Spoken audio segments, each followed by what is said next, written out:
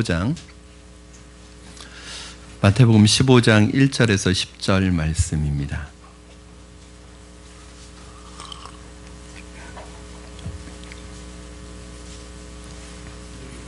마태복음 15장 1절에서 10절 신약성경 제일 앞에 있습니다. 25페이지에 있는 마태복음 15장 1절에서 10절 말씀을 저와 여러분 한 절씩 교독하시고 마지막 10절은 합독하도록 하겠습니다. 혹시 찾지 못하신 분은 자막을 참고하셔도 되겠습니다. 제가 먼저 봉독하도록 하겠습니다. 그때 바리새인과 서기관들이 예루살렘으로부터 예수께 나와 이르되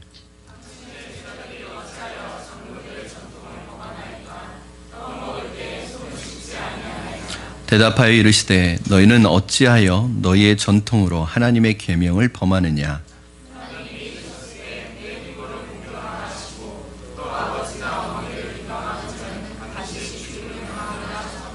너희는 이르되 누구든지 아버지에게나 어머니에게 말하기를 내가 드려 유익하게 할 것이 하나님께 드림이 되었다고 하기만 하면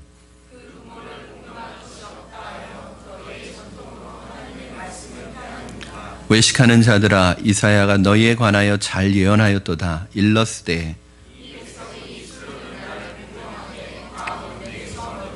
사람의 계명으로 교훈을 삼아 가르치니 나를 헛되이 경배하는도다 하였느니라 하시고 무리를 불러 이르시되 듣고 깨달으라.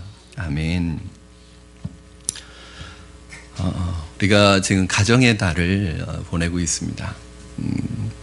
가정의 달을 보내면서 가정의 그 소중한 의미를 되새겨보고 다시 한번 우리를 새롭게 하는 시간을 갖고 있습니다. 그래서 오늘 어버이 주일로 우리가 지키고 다시 한번 어머님 또 아버님의 은혜를 생각하는 시간을 갖는 시간입니다. 1년 전 한 방송국에서 JTBC라는 그 방송국에서 케이블 방송사인데 그 손석희가 진행하는 그 뉴스 프로그램에서 노인들이 인천국제공항 안에서 자고 먹고 지내는 모습을 뉴스를 통해 방영한 적이 있습니다. 인천국제공항이 고려장으로 불려지고 있는 그 실태에 관한 것이었는데 이제 독일에 거주하는 이 노인이었는데 자녀들이 한국행 비행기 티켓을 끊어가지고 온 거예요. 그래서 고향에 가나보다 해서 기쁜 마음으로 자녀들을 따라 나섰는데 공항에서 자녀들이 그 어머니의 여권과 이 신분증 모두를 가지고 돈과 모든 것을 가지고 그냥 사라진 거예요. 그래서 졸제 이 어머니는 그 공항에서 미아 아닌 미아가 돼서 그 공항에 보면 기도실이 있는 것 같아요. 그 공항 기도실에서 잠자면서 화장실에서 씻고 어떻게 먹을 것을 그렇게 하루하루 해결하는 모습을 이제 TV를 통해서 보여주면서 그런 일이 많이 있다. 뭐 그런 얘기를 그 공항에서 그렇게 지내는 노인들이 버려진 노인들이 있다는 얘기를 뉴스를 통해서 봤습니다. 근데 뭐 우리 그 얘기를 들어도 새삼 충격을 받지 않습니다. 왜냐하면 벌써 꽤 오래전부터 그런 뉴스가 계속 들려지고 있었기 때문입니다. 뭐 우리나라에서도 뭐 제주도나 이렇게 부모님을 모시고 해외여행을 간다고 그러니까 뭐 부모님이 기쁘게 따라 나섰다가 그 해외에서나 제주도에서 부모님을 버리고 또 노인을 버리고 자녀들끼리만 신분증하고 이런 걸 다 가지고 돈을 가지고 돌아오는 일들이 뭐 현대판 고려장이다 하면서 많이 뉴스를 통해서 보도가 이미 되었습니다. 그런데 이렇게 버려진 부모들과 버린 자녀들 사이에 차이점이 있는데 이제 버려진 부모님들은 끝까지 자식이 누군지 이름을 밝히지 않는다는 거예요. 자기를 버린 자식일지라도 그 자식에게 혹시 피해가 갈까봐 그 자식의 이름에 피해가 갈까봐 자식의 이름을 끝까지 대지 않는다는 거예요. 이게 부모의 마음. 그런데 어떻게 수소문을 해가지고 그 자녀에게 연락을 했답니다. 그런데 또 자식들의 공통된 특징은 뭐냐면 한결같이 그 사람 모른다고 모른 척을 하더라는 거예요. 그러면 이게 이제 오늘날 우리에게 벌어지는 너무 비극적인 이야기입니다. 자신이 키우는 애완견은 애지중지 키우면서 지금까지 자신을 위해 모든 것을 다 바친 부모를 이제는 어떤 이유로 버린다는 것은 도저히 인간적인 상식으로는 할 수 없는 일이고 있을 수 없는 일입니다. 부끄러운 지표가 하나 있는데 OECD 국가 중에서 버려지는 노인의 비율이 가장 많은 나라가 우리나라랍니다. OECD 국가에 속해 있다 할지라도 우리나라가 정말 좋은 나라가 되기 위해서는, 건강한 사회가 되기 위해서는 바로 가정이 바로 세워져야 되는데, 그 중심에 뭐가 있냐면 부모 공경과 어른에 대한 공경이 다시 회복되어지지 않으면 안 된다는 것을 제가 오늘 말씀을 통해서 여러분과 좀 나누고 싶습니다. 오늘날 많은 사람들이 부모 공경에 대해서 부모를 공경하지 않는 이유가 무엇인가를 살펴보았는데, 제 나름대로 한 3가지 정도가 있는 것 같아요. 첫째는, 옛날에는 삶의 모든 지혜와 지식을, 심지어는 기업과 또 기술과 모든 것을 부모로부터 배워왔습니다. 그러니까 부모로부터 다 물려받았어요. 부모님이 모든 일에서 자녀보다 월등하고 탁월했습니다. 하나에서부터 10까지 모든 것을 부모가 다 가르쳤어요. 그러니까 부모는 스승이었고 부모는 존경을 받을 수밖에 없었습니다. 그런데 오늘날은 우리 아이들이 학교에서, 사회에서, 또는 자기 스스로 원하기만 하면 스마트폰을 켜가지고 그 스마트폰에 있는 지식을 다 혼자 습득합니다. 그러다 보니까 부모보다 훨씬 더 많은 지식을 갖게 돼요. 얼마 전에 저희 큰아들도 이제 스마트폰에서 이제 뭐 공부나 궁금한 걸 찾아서 하는데, 저한테 자꾸 질문을 하는 거예요. 뭐 과학 질문하고. 근데 몰라서 질문하는 게 아니라 자기가 다 찾아보고 자기가 아는 걸 질문하는 거예요. 근데 제가 과학이 좀 약하잖아요. 답을 못 해줘요. 그러면 되게 저도 민망한 거예요.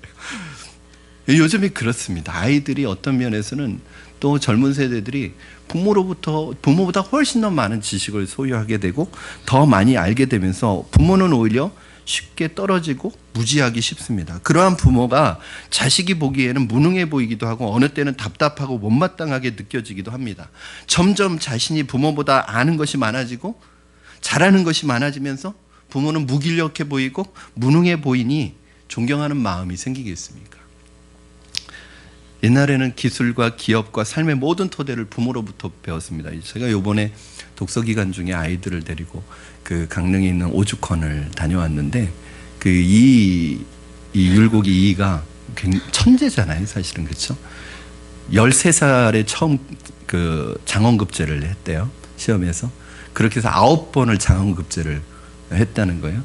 그런데 이 이이가 자신의 일생에 그 스승으로 삼았던 사람이 한 사람이 있었습니다. 퇴계 이황 선생을 자신의 일생의 스승으로 삼았지만 진짜 자기의 스승은 어머니였다라고 그렇게 얘기합니다. 그러니까 오늘날 자기가 있었던 것은 바로 어머니 심사인당의 그 가르침, 단순히 어머니이기 때문이 아니라 실제로도 삶에서, 행동에서, 모든 면에서 어머니에게 가장 영향을 많이 받았다는 거예요. 그렇게 스승으로 어머니를 모실 정도로 이렇게 탁월했습니다. 목수는 그 자녀에게 목수의 기술을 전수하고 그것을 생을 잇게 했고, 농부는 아들에게 농사법을 가르치고 땅을 기업으로 물려주었습니다. 말하자면 부모가 절대적인 의존의 대상이었고, 부모를 떠난다는 것은 곧 죽음을 의미하는 것과 같을 정도로 부모는 아주 절대적인 존재였습니다. 그러나 오늘날은 이런 사회 구조가 다 뒤집어졌어요. 자녀들은 일찍부터 부모를 공경하는 마음보다는 부모를 거역하는 것을 배우는 시대 속에서 우리가 살아가고 있습니다. 또 하나의 이유는, 극단적인 이유는 개인주의의 팽배입니다. 이것은 사회적으로도 그렇고 또 부모가 자녀에게 그런 영향을 주기도 합니다. 이제 요즘 사람들의 공통적인 것이 공동체 의식이 희박해요. 다 자기 편하면 되는 거예요. 자기가 모든 걸 할 수 있고 자기 혼자 살아가도 불편함이 없어요.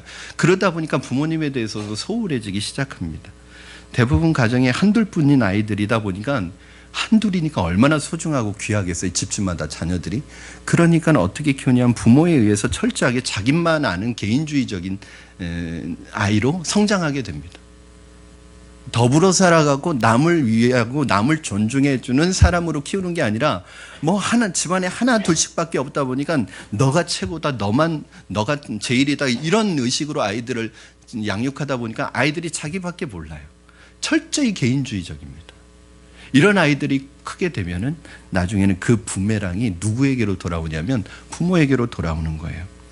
사랑하는 여러분,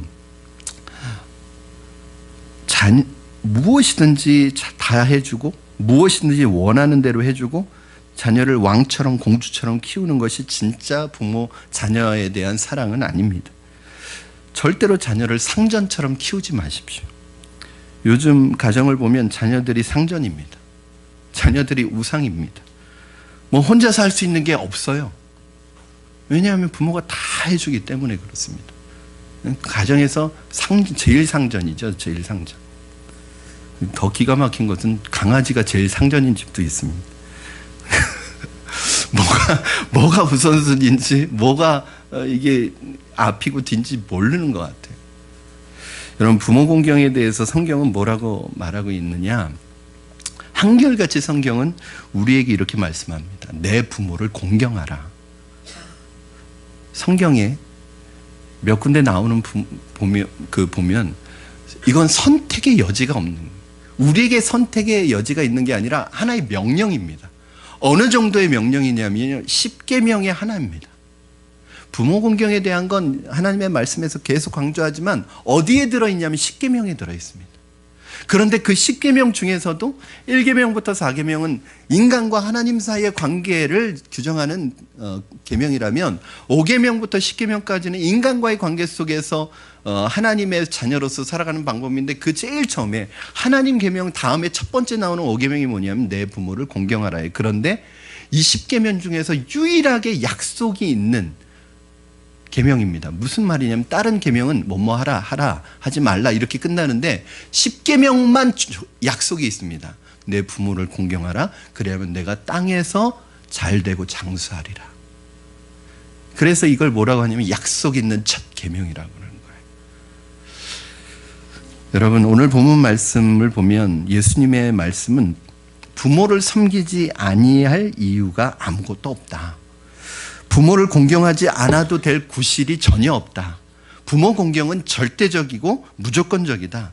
경제적인 구실, 사회적인 여건, 교육적인 이유, 정치적인 변명, 심지어는 종교적인 이유로도 부모 공경을 게을리하거나 소홀히 하는 건 있을 수 없는 일이다. 오늘 예수님이 무슨 말씀을 하시냐면요, 내가 부모님께 드려야 할 것이 있는데 이 부모님께 드려야 될 것을 하나님께 드렸다. 그러므로 나는 부모님께 드리지 않아도 된다라고 말하는 것은 잘못된 거라는 거예요. 그건 장로들의 유전이고 사람들의 하는 말이지, 하나님께서는 뭐라고 말씀하세요? 심지어는 하나님의 일을 핑계로 대고 하나님께 드린다는 핑계로 부모에게 하지 않는 것도 죄라는 거예요. 여러분, 부모 공경은 절대적인 것입니다. 어버이 주일을 맞아서 저는 성경에서 부모에게 불순종하는 자녀들을 어떻게 다루는지를 살펴보고 진짜 부모 공경의 의미가 뭔지 여러분과 한 4가지 정도를 나누려고 합니다. 성경은 부모를 공경하지 않는 자녀들에 대해서 어떻게 얘기하고 있을까요? 간단합니다. 반드시 죽일지니. 어떻게 죽여요? 이 이스라엘의 처형법은 오직 하나입니다. 아주 극악무도한, 이건 도저히 그 공동체에 놔두었다가는 그 공동체를 오염시킬 수 있는 아주 엄청난 죄에 대해서는 성 밖으로 끌어내서 돌로 쳐서 죽입니다. 근데 개인이 돌로 치면 그건 살인이에요.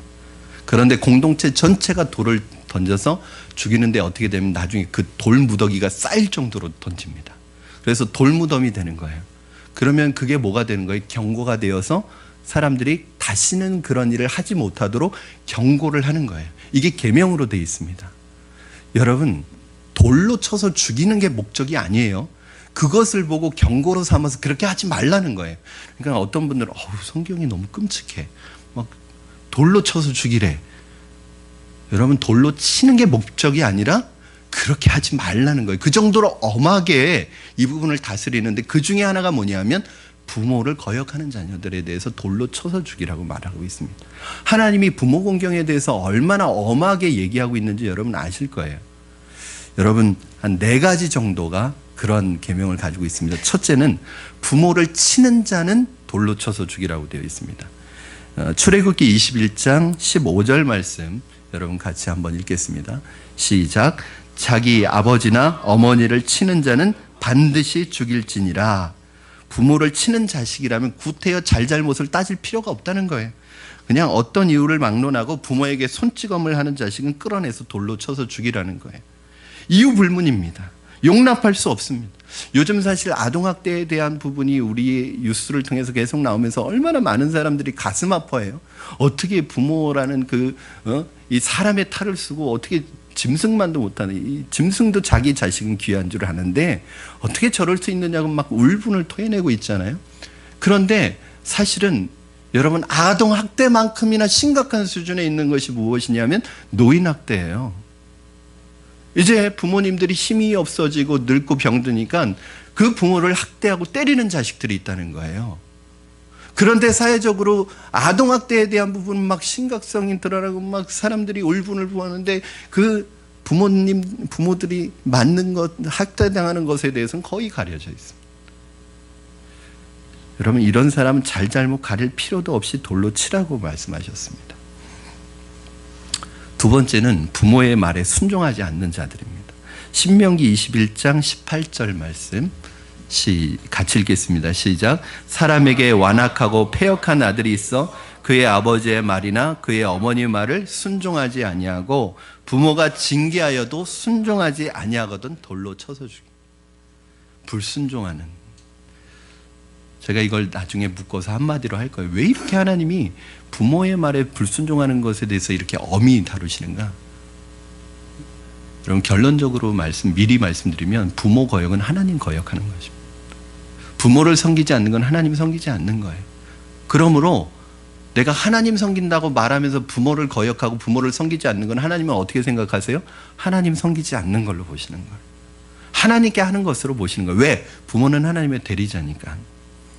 세 번째 경우는 우리 출애굽기 21장 17절입니다. 부모를 저주하는 자입니다. 자, 출애굽기 21장 17절 같이 읽겠습니다. 시작. 자기의 아버지나 어머니를 저주하는 자는 반드시 죽일지니라. 부모더러 빨리 죽으라고 하는 사람, 말로써 저주하는 자식은 끌어내어서 죽이라고 하셨습니다. 네 번째, 부모를 비방하는 자입니다. 마태복음 12장 4절 오늘 본문입니다. 우리 같이 읽겠습니다. 시작. 하나님이 이르셨을 때 내 부모를 공경하라 하시고 또 아버지나 어머니를 비방하는 자는 반드시 죽임을 당하리라 하셨거늘, 즉 부모의 이름을 욕되게 하는 말로서 부모를 비방하는 자는 반드시 돌로 쳐서 죽이라고 명령하셨는데, 친히 예수님께서 이 말씀을 인용하실 정도로 예수님께서도 부모 공경에 대한 특별한 관심을 보이시는 거예요. 이제 이런 기준으로 볼 때 저와 여러분 어떻습니까? 아마 구약시대에 태어났으면 돌 맞아 죽을 사람 많을 수도 있어요. 여러분, 노아 이야기 아시죠? 노아가 당대의 의인이었습니다. 하나님께서 노아와 그 가족을 통해서 세상을 보존하실 계획을 가지셨습니다. 노아의 홍수가 끝나고 노아가 밖으로 나와서 나이 많은 600세 되던 때에 농사를 지어가지고 포도 농사를 지어서 포도나무에서 나는 열매를 가지고 포도주를 담궈서 이제 포도를 담근 김에 한 맛을 봤는데 이게 너무 맛있어서 그냥 많이 드셨나 봐요. 낮부터 대낮부터 많이 드시고 취해서 잠이 들었는데, 그 대낮에 그 술이 만취해서 잠이 들었으니까 얼마나 덥겠어요? 그래서 옷을 훌러덩 이렇게 다 훌훌 벗어버리고 벌거벗은 모습으로 잠을 자고 있었습니다. 이게 얼마나 사실은 부끄러운 모습입니까? 그렇죠. 특히 자식들에게. 그런데 우리가 볼 때는 이거는 100% 노아가 잘못한 거예요. 그렇죠. 술 마시고 취한 것도 잘못한 거지만 그 모습을 가지고 그냥 이렇게 수치스러운 모습으로 이렇게 잠들었다는 게 부끄러운 모습이. 그런데 첫째 아들 함이 들어왔다가 아버지 그 모습을 봤네요. 그런데 이 첫째 아들 함이 뭐라 그래요? 그 모습을 보고 동생들에게 가서 막 아버지 흉을 봅니다. 우리 아버지 노망났나 봐. 도대체 저게 무슨 꼴이야 저게? 창피해 죽겠네. 채통이 안 쓴, 체면이 없네. 막 그 아버지 흉을 동생들에게 본 거예요. 그런데 이 함과 그 야벳과 셈은 아버지 그 얘기를 듣고 차마 아버지의 그 모습을 볼 수가 없어서 뒷걸음질 쳐가지고 들어와서 아버지의 그 수치를 이렇게 덮어드립니다. 여러분, 나중에요, 이 부모 아버지의 권위는 하나님의 권위거든요. 그 아버지가 노아가 세 아들에게 기도를 해줍니다. 그 예언을 담은 기도예요. 축복 기도인데 이 함에게는 어떤 기도를 해주냐 하면은 내 형제의 노예가 될 것이다, 종이 될 것이라는 기도를 해줘요. 이게 뭐냐? 여러분 우리가 아는 바지만 나중에 어떻게 돼요? 이 함의 후예가 누구예요? 이 함과 셈과 야벳 이 세 아들로부터 아시아, 유럽, 아프리카의 후예가 나오잖아요. 이 함이 누구의 조상이 돼요? 아프리카 흑인들의 조상이 됩니다. 실제로 흑인들이 노예 생활을 하게 되는 그런 일들이 벌어지잖아요. 사실은 누가 잘못했냐면 노아가 잘못한 거예요. 그런데 두 아들은 그 아버지의 실수와 수치지만 그것을 비방하고 그것을 욕하고 흠잡지 않고 아버지의 수치라도 덮어드렸고, 한 아들은 아버지가 잘못한 것이에요. 그러나 그 아버지의 수치를 비방하고 떠들고 다닌 그 아들에 대해서 하나님께서 그 아버지의 기도를 통해서 그 아들을 저주하십니다. 여러분 이게 무엇입니까? 부모를 공경하지 않는 자들에 대해서 그 시대의 최고형을 내릴 정도로 하나님께서 명하시는 이유는 이것이 그 사회를 지탱하는 근본적인 윤리이기 때문에 그럽니다. 이게 무슨 말이에요? 근본적인 윤리가 뭐예요? 그게 무너지면 그 사회가 무너지는 거예요. 부모 공경이 무너지면 그 사회가 무너지는 거예요. 부모를 인정하지 않고 부모를 업신여기는 자는 하나님을 무시하는 것과 같습니다. 그런 마음을 가지실 수 있을 거예요. 그러면은 부모님의 명령은 뭐든지 순종해야 되느냐? 뭐든지 따라야 되느냐? 이제 신약 시대엔 그것에 대한 조건이 있어요. 어떤 조건이 있냐면 주 안에서 순종하라. 주 안에서 자, 부모님이 범죄를 지시해요. 나쁜 일을 시켜요. 그런데 부모 공경하라고 했으니까 해야 돼. 이런 게 아니에요. 그러니까 정당한 부모님의 말씀과 그런 것들을 이유 없이 불순종하면 안 된다는 거예요. 그러니까 더 영적인 권위는 하나님께 있기 때문에 하나님의 말씀에 거슬리는데도 불구하고 부모님의 말씀이라고 순종하는 것은 순종하는 게 아니에요. 그건 오히려 불순종하는 거예요. 자, 그러면 공경한다는 게 도대체 무엇인가? 여러분, 사랑이라는 것은 아랫사람에게 긍휼의 마음을 가지고 내리사랑하는 것이 이게 사랑입니다. 동료간에나 부부간에 하는 사랑을 친애라고 합니다. 친애. 근데 이 공경이라는 말은 위에 있는 분과 하는 것을, 위에 있는 분을 존경과 감사의 마음을 가지고 사랑하는 것을 공경이라고 해요. 그래서 하나님을 공경하는 걸 뭐라고 하냐면 경외라고 하는 것이고, 부모에 대한 공경을 공경이라고 하는 거예요. 그러면 어떻게 하는 것이 공경하는 건가? 이제 설문조사를 했대요. 5월 8일 어버이날에 그 밤 8시 종합뉴스 보도 시간에 한 앙케이트 조사를 했는데, 효도란 무엇인가라는 설문조사에 대해서 응답한 내용의 60%를 차지하는 답변이 무엇이었냐면, 효도란 부모의 속을 상하지 않게 하는 것으로 충분하다. 여기에 60%가 답변을 했고, 부모를 극진히 섬기는 것이다 라는 대답은 6.2%.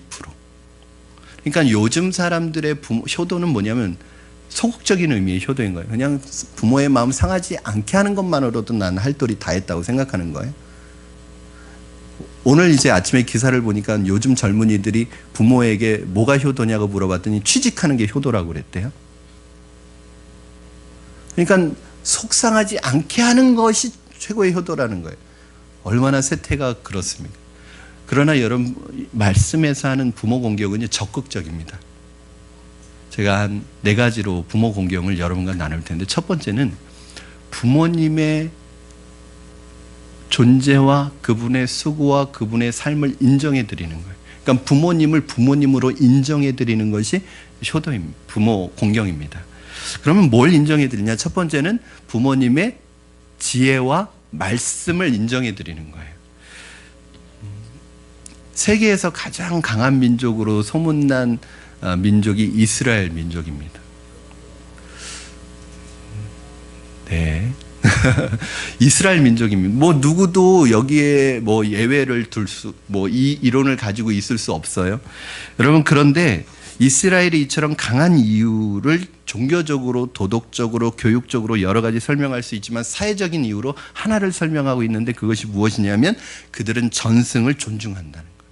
전승이 뭐냐면 조상들로부터 내려온, 부모로부터 내려온 부모들의 교훈인 거예요. 여러분, 이것을 존중해. 여러분, 수천 년 동안 이것이 내려온 부모들의 지혜인 거예요. 그래서 그들이 막 서로 말다툼을 하고 의견이 분분하고 논쟁을 하고 있다가도 이것이 전승입니다 그러면 노 코멘트, 아무 얘기도 하지 않고 승복을 한다는 거예요. 왜? 여러분, 오늘날 우리가 생각하는 이런 지식이 아니라 수천 년 동안 쌓여온 부모들의 지혜라면 그것은 인정해야 된다는 거예요. 그건 옳다는 거죠. 며칠 전에 기사를 봤는데 이게 공부하는데도 그렇습니다. 요즘엔 대학이 학문을 연구하는 곳이 아니라 또 다른 학원이 돼버렸잖아요. 직장 취직하기 위한. 그러니까 점점 대학에 가서 순수 학문이 사라지는 거예요. 고전, 인문 이런 학문이 사라지고 전부 그 모든 학과를 떠나서 전부 영어 공부. 모든 조금 이제 공부 잘하는 아이들은 전부 사시 공부. 시험 준비하는. 그게 이제 대학 생활이 돼버린 거예요. 이제 미국에서도 여러분 알고 있는 유명한 대학이 아마 하버드나 예일이나 뭐 이런 대학이 있을 거예요. 그런데 사실은 이 대학보다도 더 많은 미국의 인재를 배출해내는 대학이 있대요. 근데 그 대학은 여러분 이름 들어도 모릅니다. 저도 들었는데 까먹었어요. 왜냐하면 너무 낯선 이름이 사람 이름으로 돼 있는 대학 이름인데 이곳에 들어가는 사람들이 평범한 학생들이 들어가는데 나올 때는 하버드나 스탠포드나 예일 대학보다 더 뛰어난 학생들이 돼서 나온다는 거예요. 봤더니 그 4년간의 대학 커리큘럼이 철저하게 성경과 고전과 인문학을 배우는. 그러니까 이게 너무 힘들고 딱딱한 공부인데 이걸 하고 난 사람들이 사실은 그 사회의 리더가 된다는 거예요. 왜요? 그 고전 인문이라는 것은 수백 년 또는 오랜 시간 동안 축적된 지혜들이 아주 결집되어 있는 것이잖아요. 그런데 요즘에 우리 대학엔 그런 거 안 배웁니다. 다 기술만 배웁니다. 그래서 학원이 돼버렸습니다. 부모님들의 지혜도 그렇죠. 여러분, 우리가 부모님보다 지식은 더 많을 수 있다고 말할 수 있지만 지혜가 더 많다고 말할 수 있습니까? 그 부모님의 지혜를 인정해 드려야 되는 거예요. 그 지혜를 무시하면 안 되는 거예요. 그런데 말끝마다 부모님의 말을 무시하는 사람이 있어요. 그건 부모 공경이 아닙니다. 두 번째는 부모님이 꼭 필요한 분이라는 것을 인정해 드려야 됩니다. 여러분, 정말 효도하고 싶으시면 이렇게 한번 해보십시오. 일주일에 한 번, 하루에 한 번 하면 좋지만 적어도 일주일에 한 번이라도 부모님께 꼭 이런 말씀 해주셨으면 좋겠어요. 어머니는 우리 가정에 꼭 필요한 분입니다.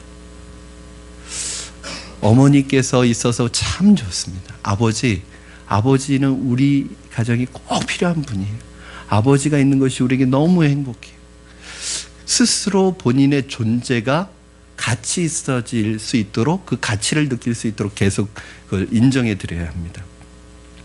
가만히 보면 아들 집에서 달가워하지 않는 것 같고 딸도 내키지 않을 때 부모님은 자기 존재 가치를 상실하게 되고 인생이 갑자기 서러워지게 됩니다. 꼭 무엇을 해드려서가 아니라 어머니는 우리 집에 꼭 필요합니다. 아버지가 함께 계셔서 너무 좋습니다. 이 한마디에 부모님들은 존재와 삶의 기쁨을 얻게 됩니다. 여러분, 이거 돈 들어가는 거 아니잖아요. 그런데 부모님이 제일 투명인간처럼 자신이 받아들여지고 인생이 서러워질 때가 뭐냐면 자기를 투명인간 취급하는 거예요. 존재의 가치를 인정해주지 않는 거예요. 없는 사람 취급하는 거예요. 이것처럼 부모님의 마음을 아프게 드리는 게 없거든요. 세 번째는 부모님의 선함을 인정해야 합니다. 여러분, 부모님들은 언제나 선합니다. 인정 안 하실 수도 있습니다. 여러분, 설령 자신은 악하다고 할지라도 자식은 착하기를 바라고, 자신은 실패했다고 할지라도 자식은 성공하기를 바라고, 자신은 거짓되이 살았다 할지라도 자식만은 진실하게 살아주기를 바라는 것이 부모님의 마음이에요. 그래서 부모님의 말이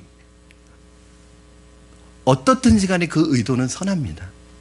제가 이제 우리 청년들 데이트 코칭하거나 결혼 예비 학교 할 때 그런 질문을 해요. 만약에 이 사람이 하나님이 보내주신 내 짝이라는 확신이 드는데 만약에 부모님이 이 결혼을 반대한다면 어떻게 하겠느냐?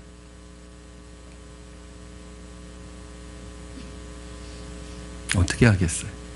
부모님이 반대한다. 너무 쉽게 말하는 것 같아요. 아니, 이 사람이 하나님이 보내준 짝이라니까.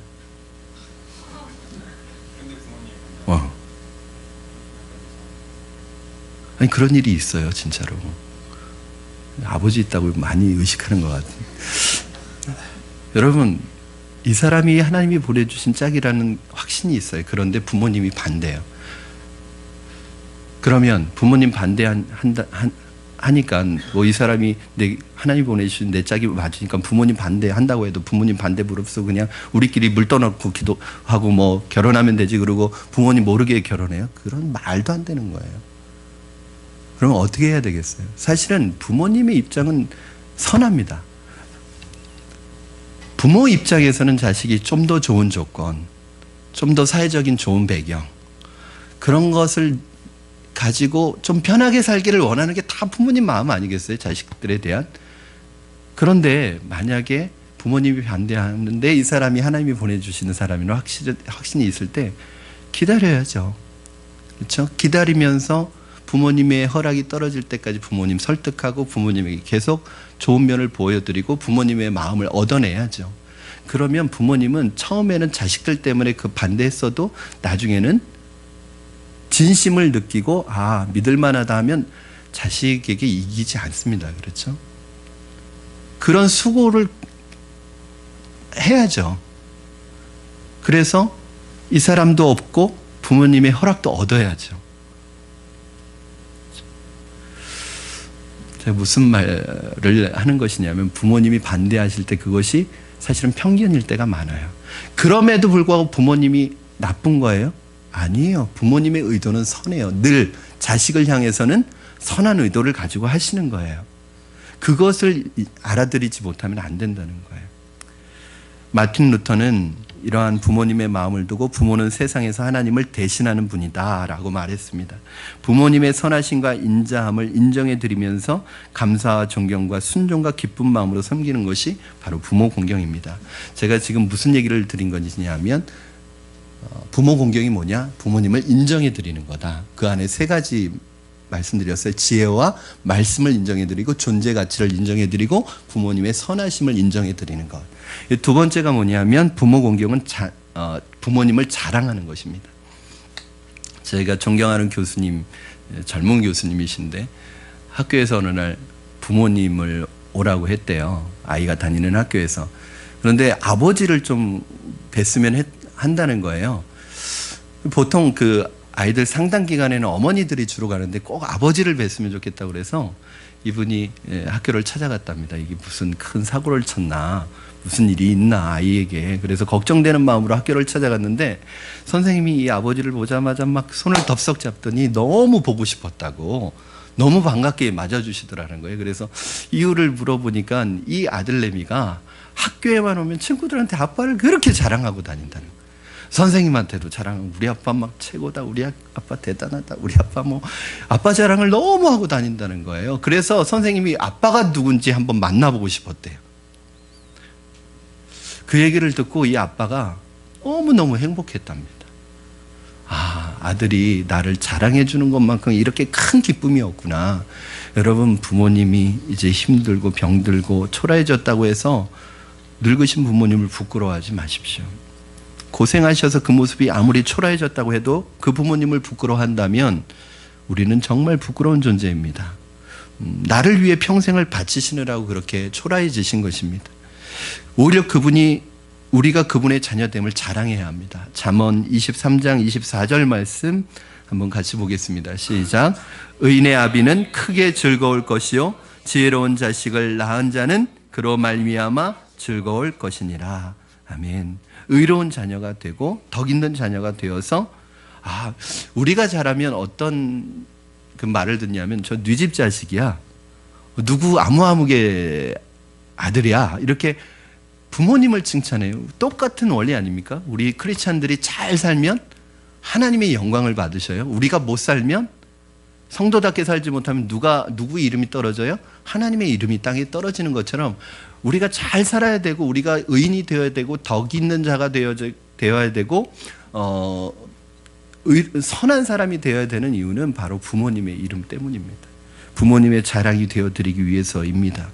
예수님은 부모 공경에 대해서 하늘에 계신 너희 아버지의 온전하신 것 같이 너희도 온전하라. 다른 말로 하면 너희는 하나님의 자녀니까 하나님을 닮으라는 거예요. 여러분, 자녀는 부모를 닮아야 합니다. 그렇죠? 부모에게 효도하는 것은 곧 자녀를 교육하는 것입니다. 부모의 마음을 아프게 해드리면서까지 자녀를 잘 가르쳐 보겠다는 생각은 헛된 망상입니다. 부모를 공경하는 것을 자녀에게 보여줄 때 자녀들은 올바른 인격체로 자라게 되어 있습니다. 공부 몇 자 가르치고 인류대학 입학시켰다고 사람 되는 게 아니에요. 좋은 회사 들어갔다고 사람 되는 게 아니에요. 부모 공경을 가르치지 못하고 배은망덕한 자식으로 키워놓은 후에 뒤늦게 후회할 일을 만들어서는 안 됩니다. 다 쓸모없는 일이고 부질없는 일입니다. 우리 선조들은, 심지어는 믿음의 사람들은 부모를 위해서 자신을 희생시켰습니다. 그것이 당장에는 자식에게 손해가 되고 희생이 될지 모르지만 부모를 위해서 자식을 희생시키는 그 모습을 보면서 자라난 자녀가 결국에는 잘 되게 되어 있고 부모에 대해서 훌륭한 인격체로 자라게 되어 있습니다. 부모 공경은 자녀에게 가장 큰 교육입니다. 저는 여러분이 하나님에게도 자랑이 되시고 무엇보다도 부모님에게 자랑이 되는 분들이 되기를 주님의 이름으로 축원합니다. 그래서 여러분을 보는 것만으로도 부모님이 행복하셨으면 좋겠어요. 세 번째 부모 공경이 뭐냐? 형제간에 화목한 것이 부모 공경입니다. 여러분, 부모를 공경함에 있어서 이 형제간의 화목은 부모 공경의 필수입니다. 형제간의 불협화음과 형제간에 화목하지 않은 것처럼 부모님의 마음을 아프게 하는 일은 없습니다. 내게는 좋지 못한 형제라고 할지라도, 나에게는 왼수 같은 형제라고 할지라도, 나에게는 미운 형제라고 할지라도 부모님의 입장에서 볼 때는 다 소중한 자녀입니다.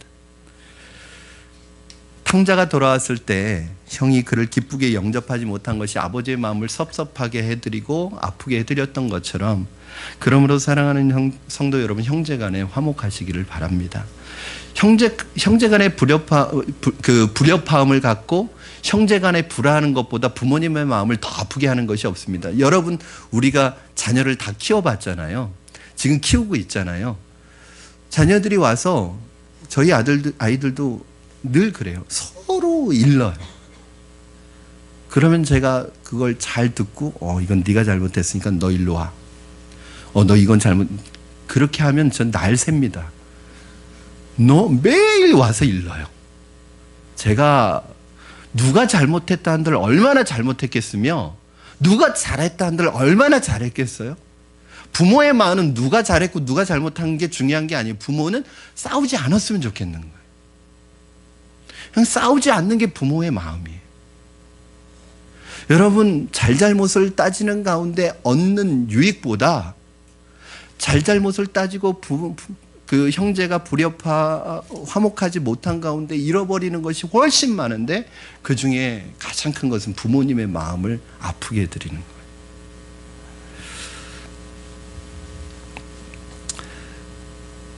마지막으로 저는 이 네 번째는 오늘 설교 원고를 어저께 다 준비하고 오늘 새벽에 목양실에서 이렇게 기도하는데 이것까지는 꼭 전해야 되겠다는 마음을 주셨어요. 무엇이냐면 부모 공경은 봉양하는 것입니다.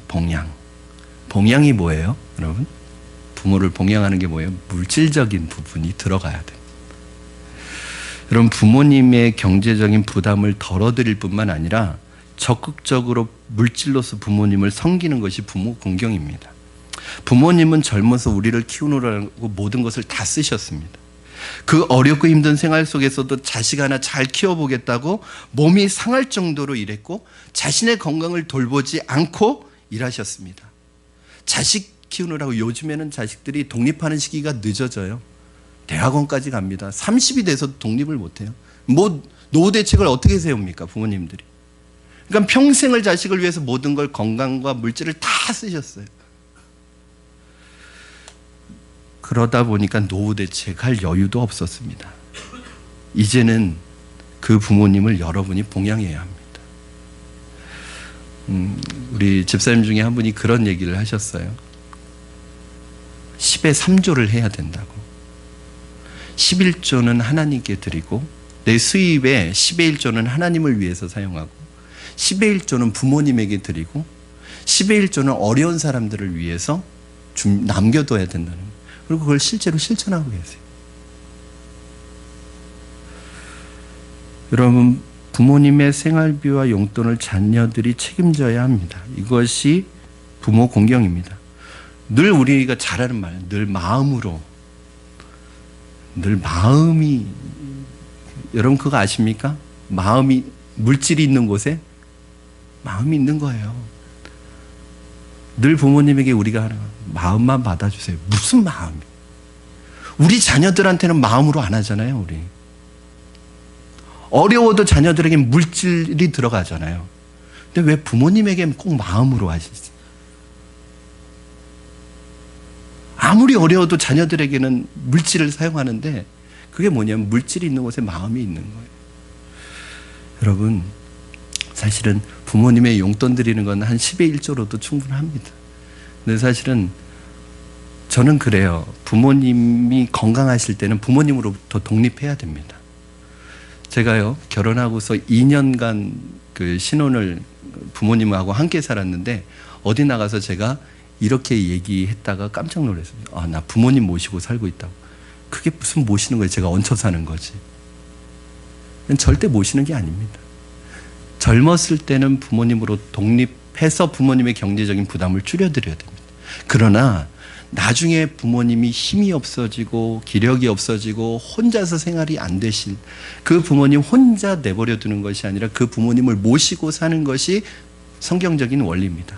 만약에 부모님을 모시지 못한다고 할지라도 따로 산다고 할 때 그 부모님의 물질적인 필요를 채워드려야지 살 수 있죠. 여러분, 어떻게 부모님이 따로 사는데 아무런 수입도 없는 부모님이 어떻게 살란 말이에요. 이건 자녀들이 함께 해야 되는 부분이고, 만약에 내가 외아들이다 그러면 혼자 감당해야 되는 부분이에요. 왜요? 부모님은 나를 위해서 평생을 그렇게 사용해 오셨는데 나는 부모님을 위해서 그 부분을 감당해 드리는 거예요. 부모님이 힘이 있을 때 나를 키우셨던 것처럼 내가 이제 부모님을 책임져 드리는 것 당연한 것입니다. 한 가지 더 말씀드리고 마치겠습니다. 이제 장성한 자녀들은 부모님에게 경제적인 부담이 되어서는 안 되고 스스로 자신의 길을 개척해야 합니다. 요즘에 어떤 단어가 나왔냐면 캥거루족. 이미 장성하고 이미 나이가 들었는데도 심지어는 40대, 50대는 좀 너무 심하고 40대가 되었는데도 직장에 취직 안 하고 부모님에게 얹혀서 사는 자녀들이 있다는 거예요. 그래서 부모님이 오히려 그 나이 많은 자녀들을 먹이기 위해서 일선으로 일자리를 찾아서 다닌다는 거예요. 여러분, 장성했으면 부모님으로부터 독립하셔야 합니다. 부모님에게 더 이상 경제적 부담 들이시면 안 됩니다. 부모님의 어깨를 이젠 가볍게 해주셔야 합니다. 장성했으면 이제 더 이상 부모님이 나 때문에 수고하는 것을 좀 멈추게 해주셔야 합니다. 그것이 물질적인 것이든 몸으로 하는 것이든 다 컸는데도 지금도 부모님이 챙겨줘야 돼요. 다 컸는데 지금도 부모님이 나를 위해서 그렇게 모든 시간을 사용해야 됩니까? 이제 그 부모님들에게도 부모님의 시간을 좀 드리셔야 합니다. 평생 나를 위해 수고하셨는데 이제 나이가 들어서도 나 때문에 하실 자유가 없고, 여러분 평생 부모님 나를 키우느라고 건강 버리시고 돈 쓰고 여러 가지 병도 얻으셨는데 이제 자녀들을 독립하고 좀 편하게 살려고 하는데 이제는 손주 보느라고 평생을 그 노년에, 여러분 젊었을 때 아이 보는 것과 연세가 드셔서 아이 보는 건 틀립니다. 이 아이 보는 게 얼마나 힘들어요. 저도 30분 이상을 못 봅니다. 그 약한 관절로, 그 약한 뼈로 그 아이들, 손주들 보느라고요. 부모님 건강 다 상합니다. 그럼 내 아이는 내가 봐야죠.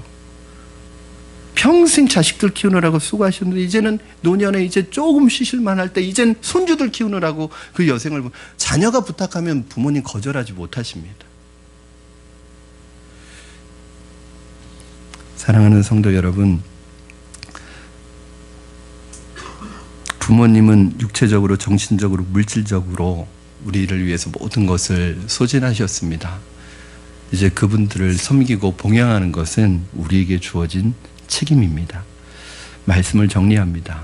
오늘은 어버이 주일입니다. 1년에 한 번 찾아오는 어버이 주일뿐만 아니라 우리의 삶에 주님께서 명령하신 약속 있는 첫 번째 계명이 내 부모를 공경하라는 계명이라는 사실을 기억하시고 우리의 부모님을 공경하고 사랑하는 여러분 되기를 주님의 이름으로 부탁을 드립니다.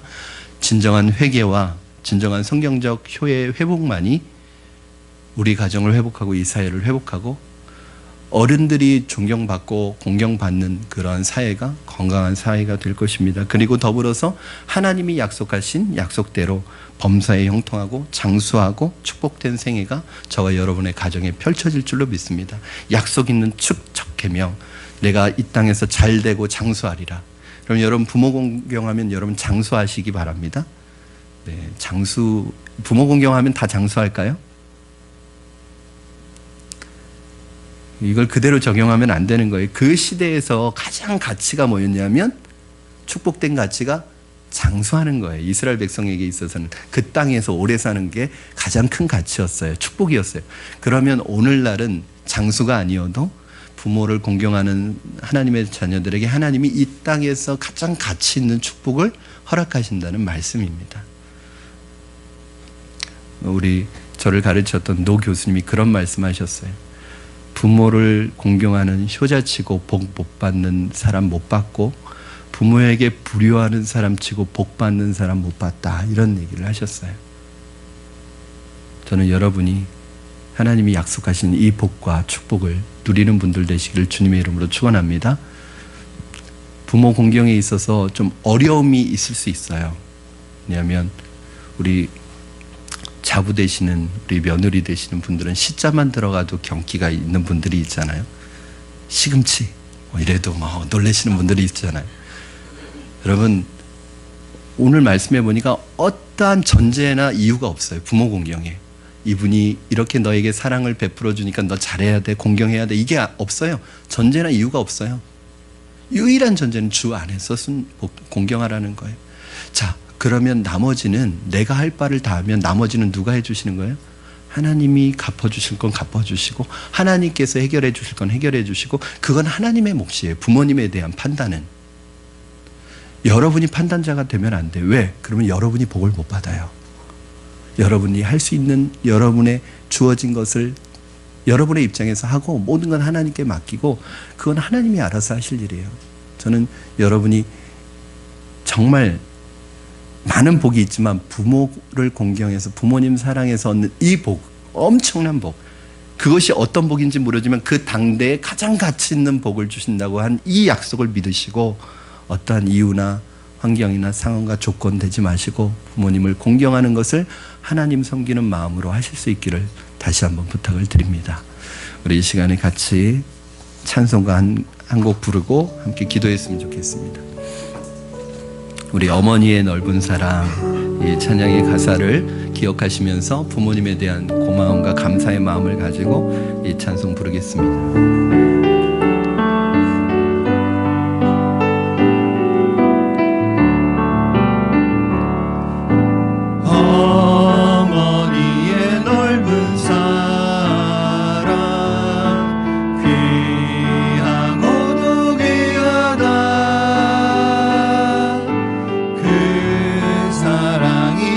언제든지 나를 감싸줍니다.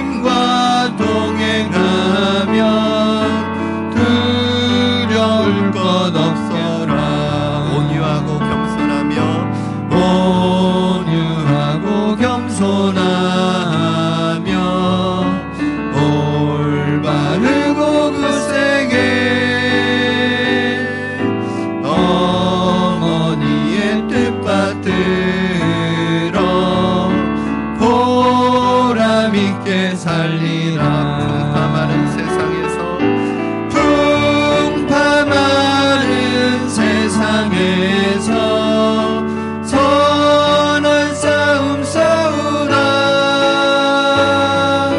생명신에 흐르는 곳 길이 함께 살리라. 우리 시간에 주신 말씀 붙들고 합심해서 같이 기도하겠습니다.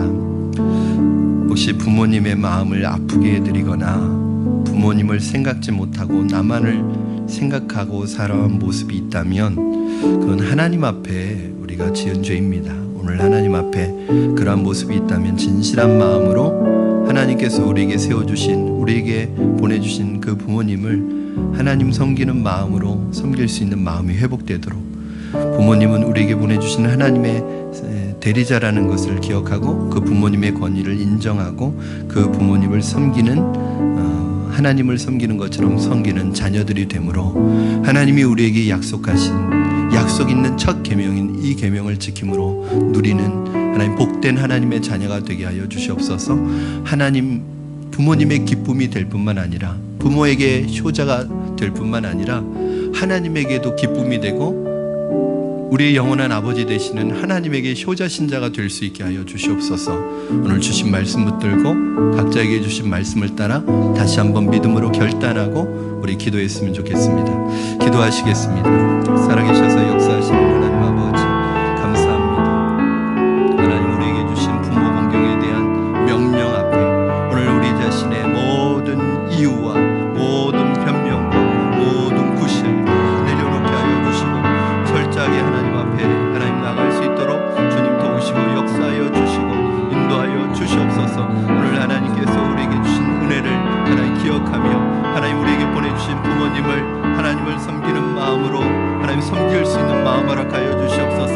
어떠한 이유와 어떠한 하나님 변명도 하나님 어떠한 핑계도 하나님 우리에게 나타나지 않게 하여 주시고 우리가 할 수 있는 삶의 환경 속에서 최선을 다해 부모님을 섬길 때 하나님께서 모든 것 맡아주시고 우리에게 필요한 모든 것을 채워주시옵소서. 역사하여 주시옵소서. 살아계신 하나님 아버지 감사합니다. 하나님께서 특별히 우리를 이 땅에서 하나님 장성한 하나님의 사람으로 세워가기 위하여 우리에게 보내주신 하나님 귀한 부모님들을 생각할 수 있는 시간을 갖게 해주신 것을 감사합니다. 부모님을 우리에게 보내주셔서 감사합니다. 하나님 그 부모님의 기쁨이 되는 자녀가 되게 하시고 하나님 부모님의 마음을 아프게 해드리거나 부모님에게 하나님 아버지 그 가슴을 아프게 해드리는 하나님 우리의 삶과 우리의 행동과 우리의 말이 있었다면 하나님 이 시간 주님 앞에 회개할 때 우리의 마음 가운데 주님 용서의 은혜를 허락하여 주시고 또 부모님과 하나님 아버지 갈등 가운데 있는 자녀들 있다면 그 마음을 하나님께서 하나님 녹여주시고 화해시켜 주시고 하나님 그 마음을 하나님 새롭게 하여 주셔서 부모님을 향한 마음을 새롭게 결단하고 새롭게 다잡는 시간 될 수 있도록 주님 은혜 베풀어 주시옵소서. 무엇보다도 하나님 우리가 기도하는 것은 부모님에게 기쁨이 될 뿐만 아니라 우리의 영원한 아버지가 되시는 하나님 우리의 영혼의 아버지가 되시는 하나님 앞에 효자 신자가 되기를 원합니다. 하나님께서 기뻐하시는 부모 공경의 이 명령과 이 계명 우리의 삶 속에서 실천함으로 말미암아 하나님 아버지를 기쁘게 해드리는 하나님의 자녀 되도록 축복하여 주시옵소서. 감사드리며 예수님의 이름으로 기도드립니다. 아멘.